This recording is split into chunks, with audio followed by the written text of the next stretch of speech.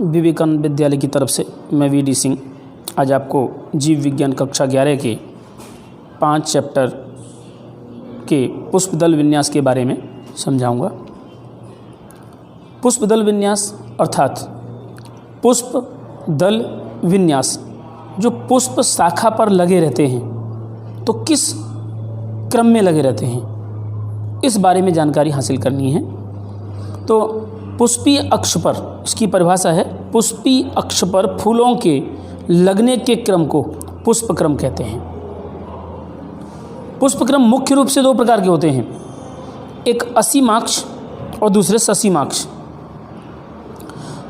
असीमाक्ष का मतलब है असीमा अक्ष, यानी अक्ष की कोई सीमा नहीं, पुष्प अक्ष की कोई सीमा नहीं, पुष्प लगातार खिलते चले जाते हैं और कभी नहीं रुकते। जैसे कि यहाँ पर देखो, पुष्प लगातार खिलते चले जा रहे हैं। सरसों में इस तरह का आपको खूब अच्छी तरह देखने मिलेगा, इसलिए इसको हम असीमाक्ष पुष्पक्रम विन्यास कहते हैं। एग्जाम्पल मूली, सरसों, घास, केला, सहतूत आदि। ससीमाक्ष की बात करें तो ससीमाक्ष यानी सीमा के साथ, पुष्पक्रम की सीमा होती है, यानी पुष्प खिलने के बाद अक्ष सीमित हो जाता है, वृद्धि नहीं करता, परंतु उसके नीचे की ओर से कुछ शाखाएं और निकलती हैं, वो फिर पुष्प में बदल जाती हैं। इस तरह बार बार पुष्प में बदलते हुए पौधा झुंड के आकार का बन जाता है, यानी कि अक्ष सीमित वृद्धि करता है। और शीर्ष पर एक पुष्प बन जाने के कारण शीर्ष की वृद्धि रुक जाती है। शीर्षस्थ पुष्प नीचे की शाखा निकलती हैं और उनके शीर्ष पर भी पुष्प बन जाते हैं। इस प्रकार पुष्पक्रम तलाभिसारी क्रम में लगे जाते हैं। एग्जाम्पल गुड़हल, मकोय, पोपी, चमेली, आक। यहाँ देखिए, यहाँ मुख्य अक्ष पुष्प में बदल गया, नीचे से शाखा निकली, फिर मुख्य अक्ष पुष्प में बदल गया। इस तरह बार बार ये पुष्प बदलता रहता है, इसलिए ससीमाक्ष पुष्पक्रम विन्यास है। पुष्प की रचना की बात करें तो पुष्प के भाग देखें। आप लोगों ने पुष्प के बारे में पहले पढ़ चुके हो। पुष्प में ये बीच में जो रेड कलर का भाग है, ये स्त्री केसर है। बीच में यहाँ पर ओव्यूल है। ओव्यूल के चारों ओर ओवरी घिरी हुई होती है। ओवरी के चारों ओर यहाँ पर पुंकेसर लगे रहते हैं और उसके नीचे दल और वाहिदल। वैसे अगर पुष्प की अध्ययन करें तो सबसे पहले पुष्प के आधार भाग से शुरू करते हैं। सबसे पहले पुष्प वृंत, यानी कि जो पुष्प को धारण करता है। उसके बाद पुष्पासन, जिसमें पुष्प के अवयव लगे रहते हैं, जिसे पुष्प आसन कहते हैं। पुष्प का आसन, यानी जिस आसन पर पुष्प विराजमान होता है उसे पुष्पासन कहा जाता है। पुष्पासन के बाद वाहिदल, वाहिदल यानी कैलेक्स, जो ग्रीन कलर के होते हैं।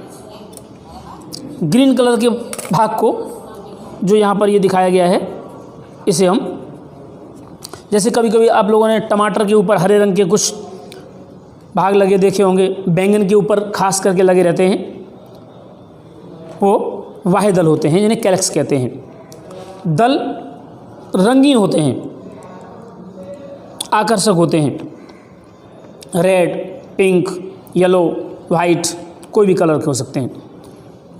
जो पुष्प का सहायक बाहर की ओर से द्वितीय चक्र है, वाहिदल प्रथम चक्र है।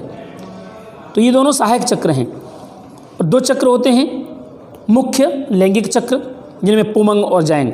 पुमंग यानी कि नर प्रजनन और जायंग मतलब मादा प्रजनन।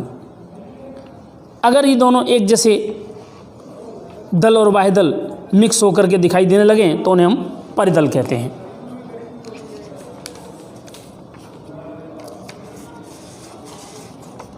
पुमंग और जायंग के उपस्थिति के आधार पर, अगर पुष्प में पुमंग है कि जायंग नहीं है, या जायंग है पुमंग नहीं है, उस आधार पर वर्गीकरण करें तो एकलिंगी पुष्प और द्विलिंगी पुष्प 2 भागों में बांटा गया है। एकलिंगी मतलब यदि पुष्प में केवल एक जननांग पुमंग या जायंग हो तो उसे एकलिंगी पुष्प कहते हैं। एकलिंगी पुष्प नर या मादा हो सकता है। नर पुष्प और मादा पुष्प के रूप में कहा जाता है, जैसे पपीता, कद्दू, कोड़ू, करेला इत्यादि। द्विलिंगी पुष्प यानी कि एक ही पुष्प में पुमंग और जायंग दोनों हों, तब इसे उभयलिंगी पुष्प भी कहते हैं और इसे द्विलिंगी पुष्प भी कहते हैं। एग्जाम्पल धतूरा, सरसों, कपास, भिंडी इत्यादि। सममिति के आधार पर पुष्प की प्रकार करें तो सममिति के आधार पर ये 3 प्रकार के हैं। एक त्रिज्या समिति, जब किसी भी पुष्प को किसी भी तल से 2 बराबर भागों में बांटा जा सके तो उसे त्रिज्या समिति पुष्प कहते हैं। सरसों, धतूरा। दूसरा है एक व्यास समिति। देखो इसका सिंबल इस तरह का आएगा, यानी कोई भी दिशा से काटा, इधर से या इधर से कोई भी दिशा से काटो तो 2 भागों में बट जाएगा, समान 2 भागों में बटना। ये बात हम प्राणी वर्गीकरण में समझा चुके हैं आपको। दूसरा है एक व्यास समिति, जब पुष्प को केवल एक ऊर्ध्वतल से ही 2 बराबर भागों में बांटा जा सके तो उसे हम एक व्यास समिति पुष्प कहते हैं, यानी केवल एक ही जगह से काट सकें 2 भागों में। तो उदाहरण मटर, अकेसिया, चना, गुलमोहर। तीसरा नंबर है असममिति पुष्प, जब पुष्प को किसी भी तल से 2 बराबर भागों में ना काटा जा सके तो उसे असममिति पुष्प कहते हैं, यानी कि पुष्प को किसी भी दिशा से काटेंगे लेकिन 2 समान भागों में नहीं बटेगा, समान भाग बनने चाहिए। एग्जाम्पल है केना। इसके बाद पुष्पीय उपांगों की संख्या के आधार पर पुष्प के प्रकार। पुष्पीय उपांगों की संख्या के आधार पर अगर किसी भी पुष्प में दल, बाह्य दल आदि संख्या में समान हों तो समावयवी, और संख्या में अलग अलग हों तो असमावयवी। और इसके भी प्रकार हैं त्रितयी। त्रितयी मतलब 3-3-3। पुष्प में बाह्य दल, दल और पुंकेसर 3-3 की संख्या में हों तो उसे त्रितयी कहते हैं, जैसे कि मक्का, गेहूँ, घास में पुष्प त्रितयी होते हैं। चतुस्तयी मतलब जब पुष्प में 4-4-4 गुणक में सभी रचनाएं हों तो उसे चतुस्तयी कहते हैं, जैसे सरसों। पंचतयी पुष्प यानी कि जिन पुष्पों में 5-5 हों, 5 पंखुड़ी, 5 बाह्य दल, 5 दल आदि हों तो उसे हम पंचतयी पुष्प कहते हैं।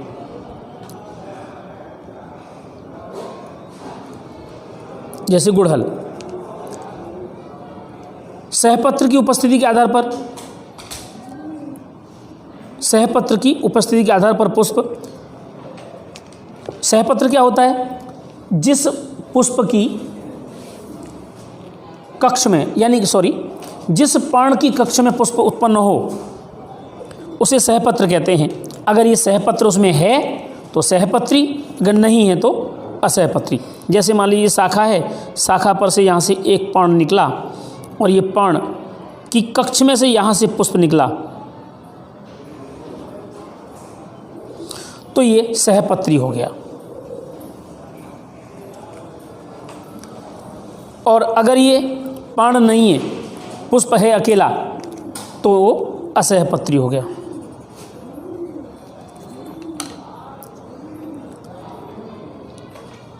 बाह्य दल, दल, पुमंग एवं अंडाशय की सापेक्ष में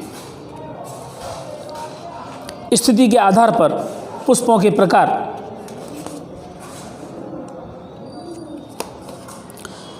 तीन हैं, यानी कि पुष्पासन के ऊपर, पुष्पासन के ऊपर पुष्प के अवयव लगे रहते हैं। तो ये पुष्प के अवयव पुष्पासन में धसे हुए लगे रहते हैं, उभरे हुए लगे रहते हैं, या किस प्रकार से लगे रहते हैं, उस आधार पर यहाँ 3 प्रकार किए गए हैं। एक अधोजायंगता। अधोजायंगता इस प्रकार के पुष्प में जायंग पुष्पासन के सर्वोच्च शीर्ष पर आया होता है। ये पुष्पासन है, ग्रीन कलर का जो दिखाई दे रहा है आपको, ये पुष्पासन है। और पुष्पासन पे ओवरी देखो एकदम ऊंची लगी हुई है और बाकी के सारे अवयव ओवरी के आधार भाग से नीचे की ओर लगे हुए हैं। अतः ऐसे पुष्पों में अंडाशय अधरवर्ती या अधोवर्ती लगा होता है। एग्जाम्पल सरसों, गुड़हल, धतूरा। दूसरा है परिजायंगता, पेरिगाइनस। इस प्रकार के पुष्प में जायंग पुष्पासन के मध्य में होता है, शेष अन्य भाग पुष्प के किनारे पर लगे रहते हैं। ये देखो आधा आधा, आधी ओवरी अंदर है, आधी ओवरी बाहर है। यहाँ पूरी ओवरी ऊपर लगी हुई है, ये पुष्पासन है। यहाँ पर ये ग्रीन कलर का दिखाई दे रहा है, ये पुष्पासन है। तो पुष्पासन के आधे भाग में दबा हुआ हो, एग्जाम्पल है मटर गुलाब। ये इस शब्द को ऊर्ध्ववर्ती कहते हैं, ऐसे ऊर्ध्ववर्ती। ये थोड़ा सा बुक में गलत लिखा है, अर्ध ऊर्ध्वस्थ या आधा अधोवर्ती।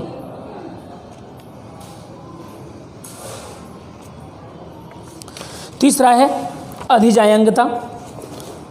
अधिजायंगता मतलब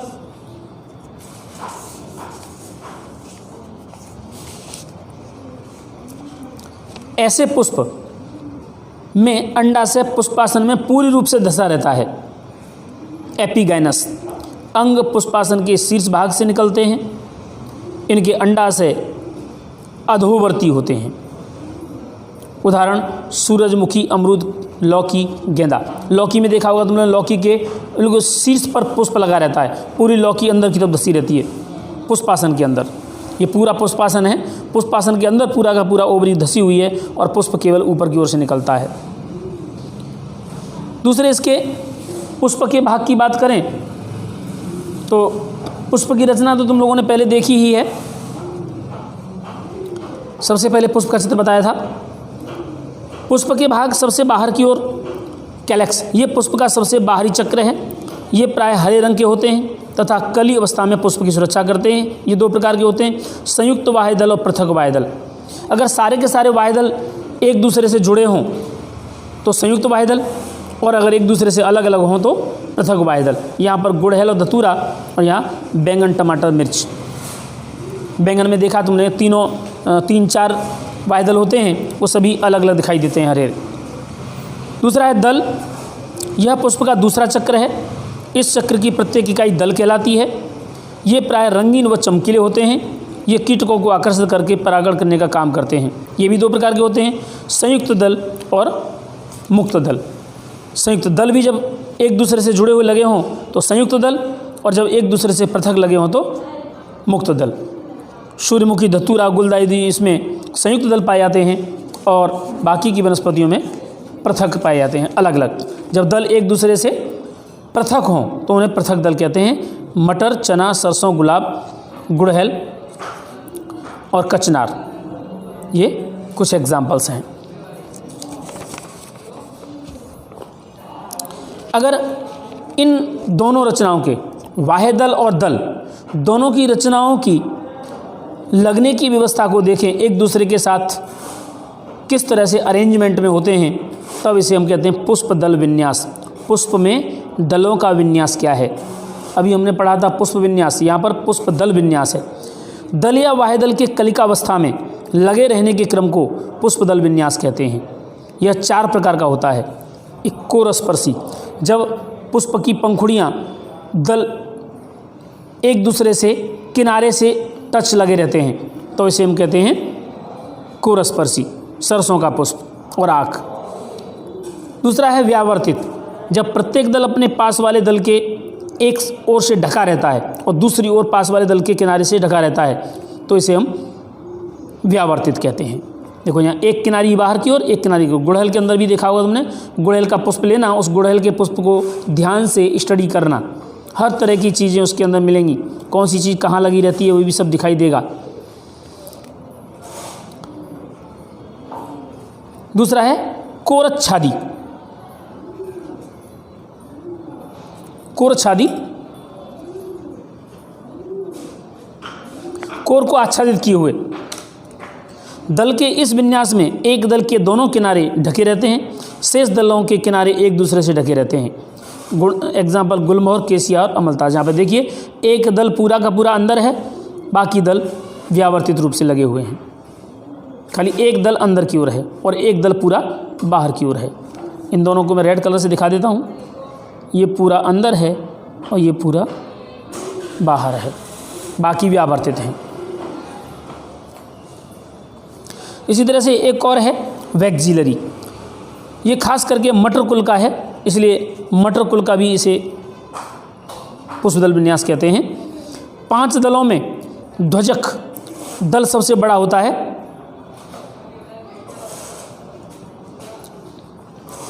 जिसे ध्वजक कहते हैं। सबसे ऊपरी वाला ये ध्वजक है। 2 पार्श्व पंख होते हैं और वो 2 सबसे अंदर संयुक्त होते हैं। ये दोनों संयुक्त हैं, ये दोनों अंदर की ओर लगे हुए हैं और ये सबसे ऊपर की ओर है, इसे ध्वजक कहते हैं। और ये पक्षक हैं और ये नौताल हैं। इस तरह के नाम हैं या दिए नहीं। मटर, चना, सेम और जितने भी दाल कुल की वनस्पतियाँ हैं सभी में वैक्सिलरी पुष्पदल विन्यास आया होता है। अब बात करें पुमंग की। पुमंग यह पुष्प का तृतीय चक्र होता है। यह नर प्रजनन अंग है।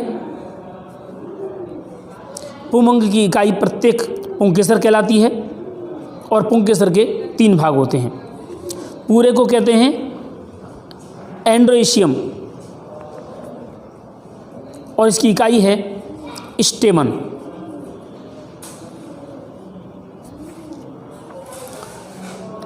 परागकोश परागतंतु योजी, यहाँ पर मैं एक चित्र बना के दिखाता हूँ। इसके 3 भाग होते हैं। ये एक तंतु है और दूसरा यहाँ पर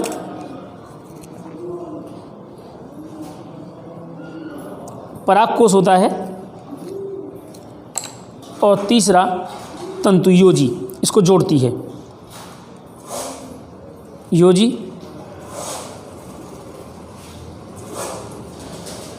परागकोश, इस तरह 3 भाग होते हैं इसके। परागकोश के अंदर परागकण भरे होते हैं।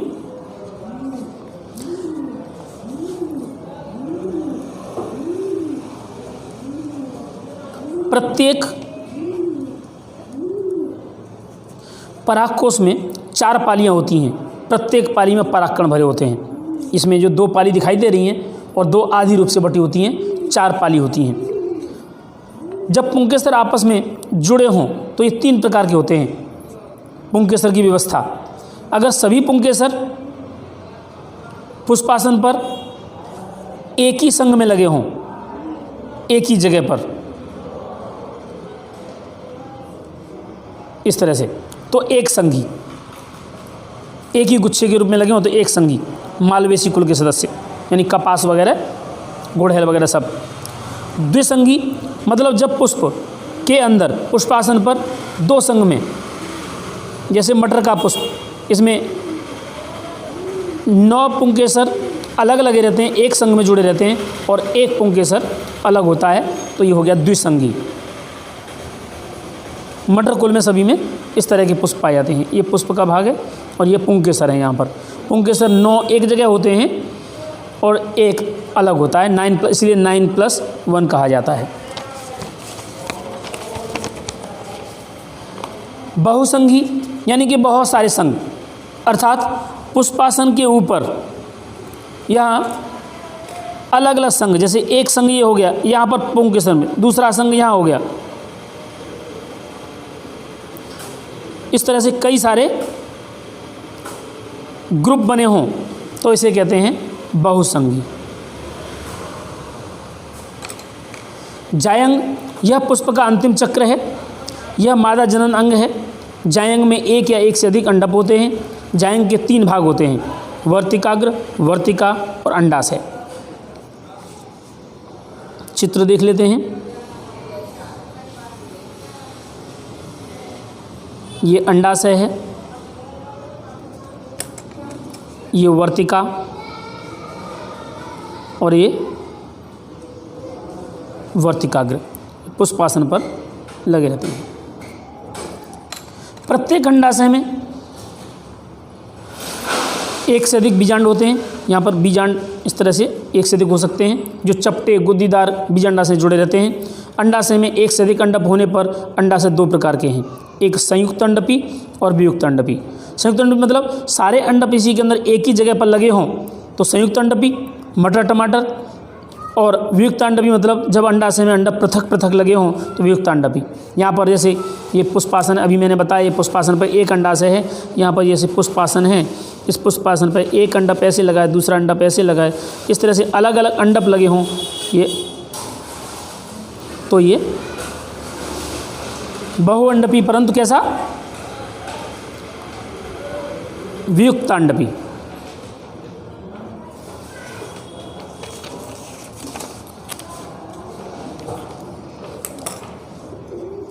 तो यहाँ पुष्प की ये अवयवों के बारे में पूरा हुआ। अब बीजांडान्यास के बारे में बात करेंगे अगले लेक्चर में। Thank you.